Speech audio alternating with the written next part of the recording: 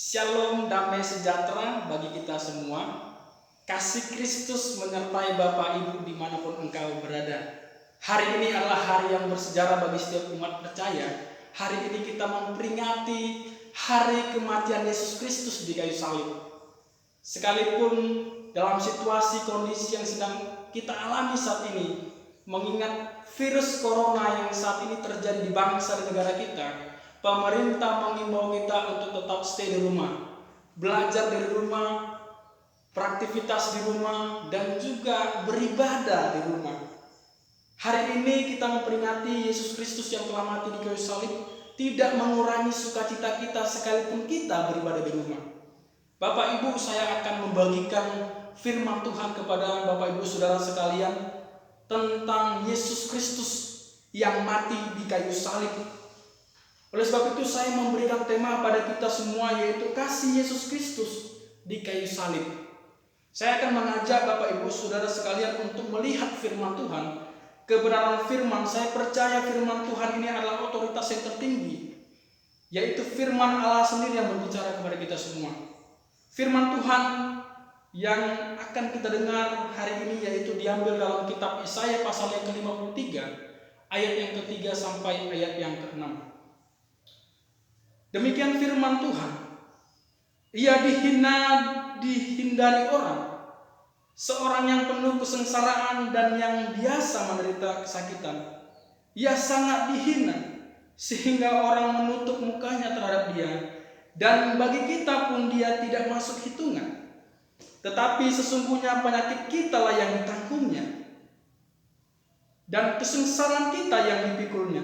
Padahal kita mengira dia kena tulah, dipukul dan ditindas Allah. Tetapi dia tertikam oleh karena pemberontakan kita, dia diremukkan oleh karena kejahatan kita. Ganjaran yang mendatangkan keselamatan bagi kita ditimpakan kepadanya, dan oleh bilur-bilurnya kita menjadi sembuh. Kita sekalian sesat seperti domba, masing-masing kita mengambil jalannya sendiri. Tetapi Tuhan telah menimpakan kepadanya kejahatan kita sekalian. Demikian firman Tuhan pada kesempatan hari ini untuk bisa kita baca bersama-sama. Oleh sebab itu Bapak Ibu Saudaraku yang saya kasih dalam nama Tuhan Yesus Kristus, kitab Yesaya ini adalah nubuatan tentang Yesus Kristus, di mana nantinya Yesus Kristus yang datang, dia yang akan mati dan dia yang akan disalibkan untuk dosa-dosa kita. Allah menciptakan manusia begitu sangat baik. Ketika Allah menciptakan Adam dan Hawa, Tuhan memberikan tempat yang istimewa, yaitu Taman Eden. Hanya satu perintah Tuhan yang mengatakan jangan makan buah yang ada di tengah taman ini. Kalau kamu makan, kamu pasti mati. Tetapi apa yang terjadi Bapak Ibu Saudara? Hawa justru memakan dan memberikannya kepada suaminya, sehingga mereka jatuh ke dalam dosa. Akibat dosa Bapak Ibu Saudara, ada terputus hubungan Allah kepada manusia, terputus, tidak bisa lagi ketemu seperti sedia kala Bapak Ibu Saudara. Karena manusia sudah jatuh ke dalam dosa, Allah yang dipenuh kemuliaan dan dosa tidak bisa bersatu Bapak Ibu Saudara sekalian. Bapak Ibu yang saya kasih dalam nama Tuhan Yesus Kristus, akibat dari dosa itu manusia mengalami kesengsaraan. Manusia itu diusir dari Taman Eden, bahkan juga mengalami kematian secara rohani. Tetapi tidak lepas dari situ Bapak Ibu Saudara, justru karena begitu besar kasih Allah akan dunia ini, sehingga dia sudah memikirkannya semuanya Bapak Ibu Saudara, karena dia tahu manusia tidak bisa menyelamatkan dirinya. Hanya Yesus yang bisa menyelamatkan setiap umat yang berdosa. Bapak Ibu, nubuatan Nabi Yesaya ini berbicara tentang kematian Yesus, tentang penebusan. Saya akan mengajak Bapak Ibu Saudara sekalian, dikatakan pada ayat yang ketiga, ia dihina dan dihindari orang. Nabi Yesaya sudah menubuatkan bahwasanya ketika Yesus nanti datang, ketika Yesus nanti lahir, bahwasanya Yesus itu nanti akan ditolak orang dan dia juga akan ditindas orang.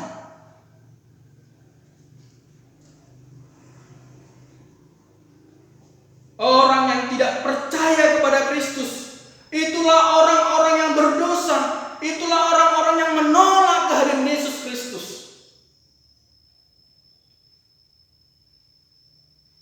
Dikatakan ayat yang ketiga, ia dihina.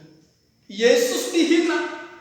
Jelas sekali ketika Yesus datang ke dunia ini, dia justru dihina, dia ditolak oleh banyak orang.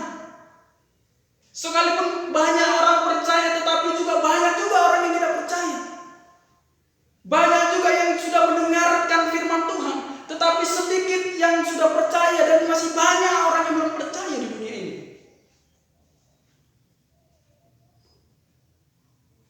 Ayat yang keempat sampai ayat yang keenam ini adalah kematiannya.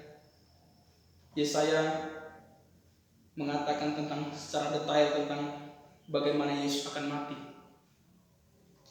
Ada 3 fakta yang tentang kematian Yesus Kristus, dan oleh karenanya kita harus memuji Dia. Yesus Kristus menderita ketika dia lahir ke dunia ini. Dia tidak hidup dengan mewah, dia tidak mementingkan dirinya, dia justru hidup menderita, bahkan dia juga harus mati di kayu salib. Salib adalah lambang kehinaan bagi bangsa Israel. Setiap orang yang disalib adalah semua orang yang disalib adalah orang-orang yang melakukan kejahatan. Kita akan belajar melihat kebenaran firman Tuhan. Poin yang pertama saya memberi yaitu Yesus mati menggantikan kita. Semua manusia telah berdosa dan telah kehilangan kemuliaan Allah. Akibat dosa ialah maut. Maka seharusnya kita inilah yang pantasnya harus disalibkan. Karena kita yang telah melakukan semua pelanggaran-pelanggaran dosa. Yesus tidak melakukan sedikit pun pelanggaran dosa. Justru dikatakan dalam 1 Petrus pasal kedua, dia sama sekali tidak berdosa. Yesus tidak berdosa. Justru kita inilah yang berdosa. Karena begitu besar kasihnya, dia rela menderita di bumi ini. Bahkan dia rela mati di kayu salib untuk menggantikan kita di kayu salib.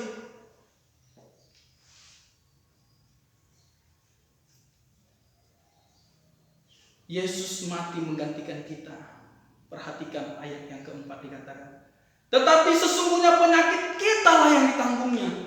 Penyakit kita adalah dosa. Justru penyakit kita itu yang ditanggung Kristus. Seluruh penyakit kita ini diambilnya, ditimpakan kepadanya.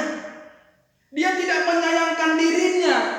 Dia tidak peduli dengan dirinya. Yang dia mau adalah dia mati bagi manusia, supaya semua orang yang percaya kepada dia tidak binasa. Itu yang dikatakan dalam Yohanes 3 ayat 16. Dia telah membawa kesedihan kita. Hanya Yesus yang dapat memikul beban kita. Manusia tidak bisa menyelamatkan kita. Sesama manusia sebaik apapun manusia tidak bisa menyelamatkan kita. Jelas firman Tuhan mengatakan tidak ada yang benar, seorang pun tidak. Semua orang telah berdosa, jadi dosa tidak bisa menyelamatkan dosa. Hanya Yesus Kristus yang tidak berdosa yang mampu menyelamatkan kita dari dosa.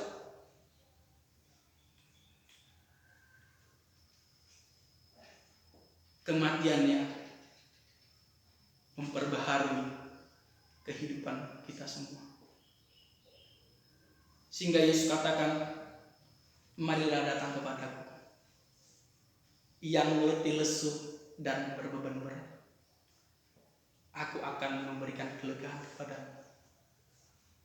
Marilah datang kepadaku yang letih lesu, yang berbeban berat.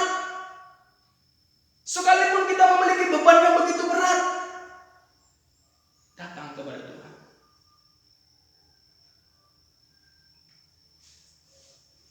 Dalam Hal yang bersejarah ini tentang kematian Yesus Kristus mengingatkan kita merenungkan pengorbanan Yesus Kristus di kayu salib, sehingga membuat hati kita semakin melekat kepada Kristus. Kristus menderita untuk menanggung kesedihan kita. Mengapa Kristus mati? Yaitu karena kasihnya kepada semua orang. Yang pertama. Yang kedua, Kristus mati untuk dosa kita, untuk menyelamatkan kita dari dosa. Ayat yang kelima dikatakan di sana, tetapi dia tertikam oleh karena pemberontakan kita. Sifat manusia suka memberontak.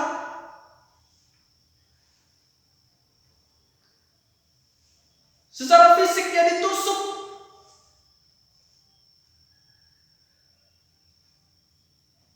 Oleh karena rasa bersalah kita. Dia menanggung semuanya karena dosa-dosa saya dan Bapak Ibu Saudara sekalian.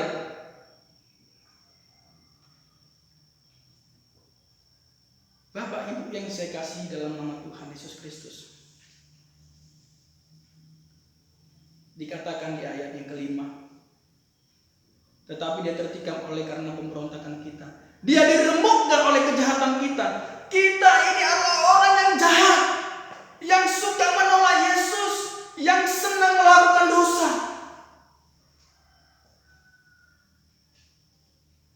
Tetapi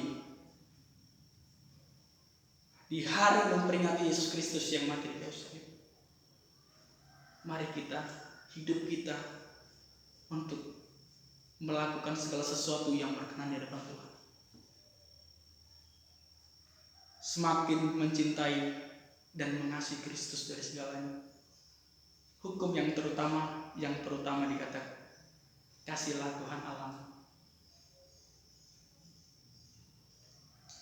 Bapak Ibu yang saya kasih dalam nama Tuhan Yesus Kristus. Karena apa Kristus mati? Karena kita berdosa. Karena kita telah berdosa, Yesus mati. Dia mati karena pemberontakan kita, Bapak Ibu Saudara sekalian. Di sana ada dikatakan juga, dia diremukkan oleh kejahatan kita, ganjaran yang mendatangkan keselamatan baik kita ditimpakan kepadanya, dan oleh bilur-bilurnya kita menjadi sembuh. Kita menjadi sembuh. Sembuh yang dimaksud di sini bukan berarti setiap orang yang mengalami sakit fisik maka dia ketika dia percaya kepada Kristus maka dia akan sembuh. Di sini Bapak Ibu Saudara sekalian tidak berbicara soal kesembuhan fisik. Bukan penyakit fisik. Tetapi di sini berbicara soal penyakit yaitu dosa. Yang menjadi penyakit kita adalah dosa, Bapak Ibu Saudara.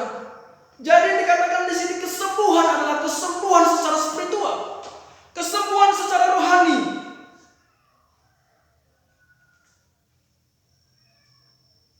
Sakit kita adalah dosa. Kalau kita mengalami sakit dosa, penyakit yaitu dosa, Bapak Ibu Saudara, tidak ada obat yang bisa menghilangkannya. Tidak ada yang bisa, rumah sakit manapun tidak bisa untuk mengatasinya. Dokter spesialis apapun tidak bisa menyembuhkan dosa. Hanya luka fana yang diderita Yesus di kayu salib. Sekalipun Yesus menderita, Bapak Ibu Saudara, tapi ketika dia disalib, tetapi ketika dia sudah bangkit, kemuliaan Tuhan terpancar, Bapak Ibu Saudara sekalian. Hanya Yesus yang bisa menyembuhkan sakitmu, yaitu dosamu, yaitu Yesus Kristus yang sanggup dan yang mampu.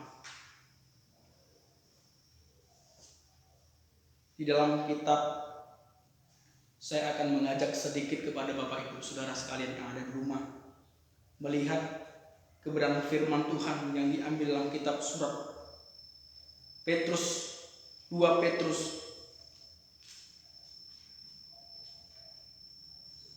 1 Petrus pasal yang kedua. 1 Petrus pasal yang kedua dikatakan ayat yang ke-24. Ia sendiri telah memikul dosa kita di dalam tubuhnya di kayu salib, supaya kita yang telah mati terhadap dosa hidup untuk kebenaran, dan oleh bilur-bilurnya kamu telah sembuh hidup untuk kebenaran. Jadi kematian Yesus Kristus di kayu salib mengajak kita supaya kita hidup untuk kebenaran, hidup kudus di hadapan Tuhan, hidup yang tidak bercela di hadapan Tuhan. Dikatakan dalam kitab Roma pasal 8 dikatakan di sana supaya kita serupa seperti Kristus. Yang Tuhan inginkan kita serupa dengan Kristus, serupa dan segambar dengan Kristus. Itu yang kedua. Yang ketiga, Kristus yang mati kita melihat pada ayat yang ke-6. Kita sekalian sesat seperti domba, masing-masing mengambil jalannya sendiri. Yesaya menggambarkan kita seperti domba, karena domba itu suka sesat, gampang sesat Bapak Ibu Saudara. Di daerah rumah saya di Medan ada yang pengembala kambing dan domba. Ketika saya melihat orang tersebut, seorang gembala mengembalakan kambingnya, ketika mereka pergi pagi pulang sore, kambing itu tidak bisa kembali ke rumahnya tanpa tuntunan gembala. Suka pergi kemana-mana, suka cari jalan sendiri. Kita sebagai manusia suka mencari jalan sendiri, tidak mau dituntun oleh firman Tuhan. Kita senang melakukan dosa, sehingga hidup kita tidak ada kebenaran. Tetapi firman Tuhan mengingatkan kita pada hari ini, supaya hidup kita berkenan di hadapan Tuhan, supaya hidup kita juga hidup yang berkenan di hadapan Tuhan, dan juga hidup dalam kebenaran. Amin.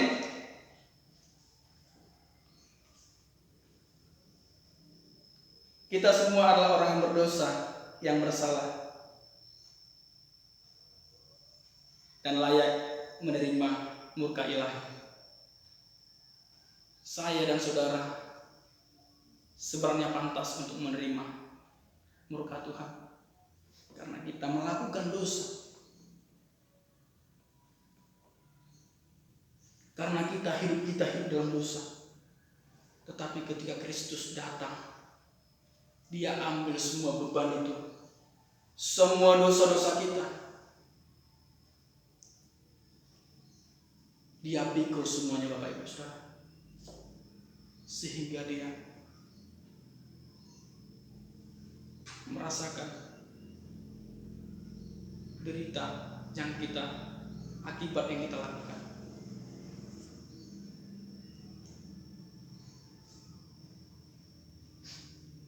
Tidak ada yang bisa kita lakukan untuk mendapatkan kebaikan Tuhan. Yesus itu karakternya baik. Allah itu baik. Allah itu sendiri baik.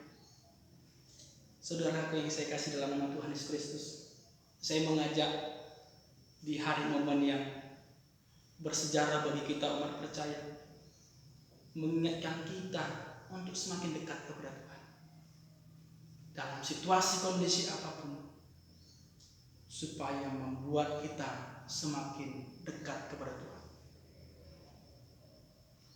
Satu-satunya harapan keselamatan kita adalah Tuhan kita Yesus Kristus. Allah mengirimkan putranya yang tunggal. Dia datang dari surga. Dia harus menjadi sama seperti manusia. Dia hidup layaknya seperti manusia biasa. Ketika sudah waktunya, Dia melayani dan juga Dia memberitakan Injil dari desa ke kota, dari daerah ke daerah, sampai ke seluruh dunia,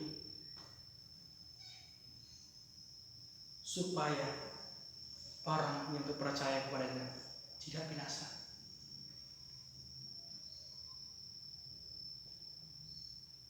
Ayat yang ke-6,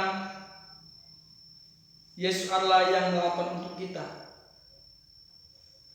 Yang melakukan ini semua adalah Yesus Kristus. Yang menanggung dosa kita semuanya adalah Yesus Kristus di kayu salib.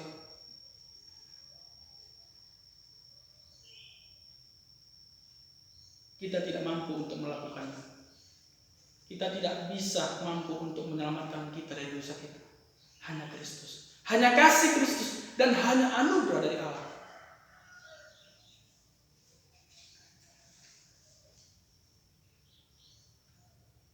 Bapak Ibu yang saya kasih dalam nama Tuhan Yesus Kristus. Tetapi Tuhan menimpakan kepada kita kejahatan kita sekalian. Saya percaya dimanapun Bapak Ibu Saudara sekalian yang mendengarkan firman Tuhan pada hari ini, kiranya Bapak Ibu Saudara diberkati oleh firman Tuhan. Untuk mengakhiri khotbah saya pada hari ini, satu lagu yang mengingatkan kepada saya, pada kaki salibmu, yang begitu mengingatkan saya. Pada kaki salib Yesusku berlindung. Kepada Yesus aku berlindung. Salibmu kemuliaan.